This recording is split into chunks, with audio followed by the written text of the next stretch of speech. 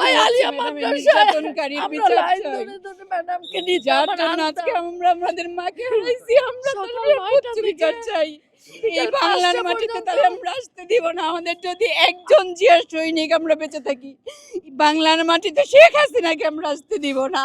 আল্লাহর কাছে একটাই দোয়া, এই শেখ হাসিনাকে যেন রাস্তার কুকুর বিড়াল চিড়ে চিড়ে খায়, যে ডাস্টবিনের কুকুর বিড়াল যেমন হায়নার মতো খায় সেরকম করে যেন খায়, ও যেন পচে গলে ধ্বংস হয়ে যায়। আমাদের ম্যাডামকে এভাবে ও তিলে তিলে মেরে ফেললো। সুস্থ ম্যাডাম হেঁটে গেলেন জেলখানায়, সেই ম্যাডামকে এইভাবে, তারপরে আর একটা দিন ম্যাডাম নিজে পায়ে হাঁটতে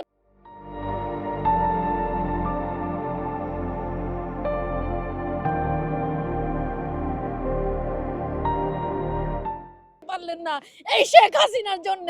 এই শেখ হাসিনাকে আল্লাহ যেন সেই যেন মানে বিচার করে, এমন বিচার যেন এই পৃথিবীতে আর কখনো হয়নি কারো, এমন বিচার করে।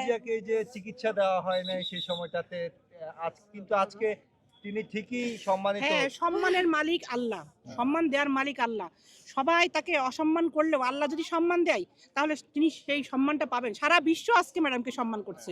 শেখ হাসিনা তাকে অসম্মানিত করার অনেক চেষ্টা করছে বিভিন্ন দেশের পররাষ্ট্রমন্ত্রী আর ম্যাডাম এসেছেন, দেশ নেত্রী বেগম খালেদা জিয়া যে কথা দিয়েছিলেন বাংলাদেশের মানুষকে, যে এই দেশই আমার একমাত্র ঠিকানা, সারা বিশ্বে কোথাও আমার কোনো ঠিকানা নাই, আমি এই দেশেই মরতে চাই, আপনাদের সাথে থাকতে চাই, উনি সেই কথাটা রেখেছেন। আল্লাহ তার সেই ইচ্ছাটা পূরণ করেছে। আমরা দেশ নেত্রী আত্মার শান্তি কামনা করি, আল্লাহ যেন তাকে বেশ নসিব করেন, আল্লাহ যেন আমাদের দোয়াটা কবুল করেন। আপনারাও দোয়া করবেন। আপা, আজকে দেখছি যে এই জানাজায় লাখ লাখ মানুষ অংশগ্রহণ করেছেন, অনেকে ভিতরে পর্যন্ত আসতে পারেন নাই, উপচে পড়া একটা ভিড় আমরা লক্ষ্য করছি। সেটা আসলে এটা মানে এটা কি বলবো, এটা আল্লাহর স্পেশাল নিয়ামত, যে এটা আমরা বলবো আজকে এটা আমার জন্য কপালে আল্লাহ স্পেশাল নিয়ামত দিয়েছেন যে আমি শেষ দিন পর্যন্ত ম্যাডামের বহরের সঙ্গে আসতে পারলাম। ম্যাডাম যেখানে যেতেন আমরা সেখানে 17টা বছর ওই আলিয়া মাদ্রাসা পুরোটা রাস্তা আমরা ম্যাডামের গাড়ির সঙ্গে যেতাম। আজকে শেষ দিন পর্যন্ত ম্যাডামের সঙ্গে থাকতে পেরেছি, আল্লাহর কাছে লক্ষ কোটি শুকরিয়া আদায় করছি। আলহামদুলিল্লাহ, শুকর আলহামদুলিল্লাহ। জনাব তারেক রহমান তিনি অভিভাবক শূন্য হয়ে গেলেন, কিন্তু আপনারাই তো তার এখন বর্তমান অভিভাবক। সারা বাংলাদেশটার সাথে তাকে কিভাবে দেখতে চান আপনারা, কি দোয়া করবেন?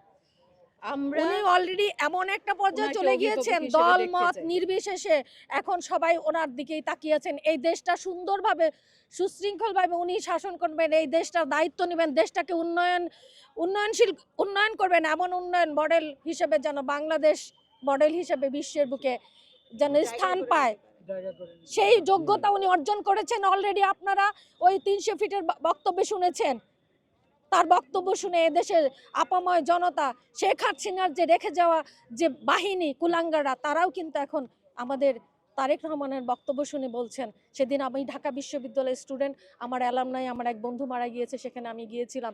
সেখানে আমাদের যাই হোক যেহেতু বন্ধু, সে একটা প্রফেশন আছে, সে আসছিল সেই মিলাদে, সে বলছে রিক্তা মানে তারেক রহমান তো অনেক সুন্দর বক্তব্য রাখলেন, উনি এত সুন্দর করে বক্তব্য রাখলেন, সে ছাত্রলীগের নেত্রী ছিলেন, এখন সে প্রশাসনে আছেন। তখন আমি বললাম মানে এটাই হচ্ছে আমাদের প্রাপ্তি, এটাই হচ্ছে জয়। শেখ হাসিনা বলেছিল আয় বেটা, সে এসেছেন না শুধু পুরো দেশটাকে জয় করে নিয়েছে, আসলেন দেখলেন কিছু বললেন আর পুরো দেশটা এখন ওরা জয় করে নিয়ে ফেললেন। শুকুর আলহামদুলিল্লাহ।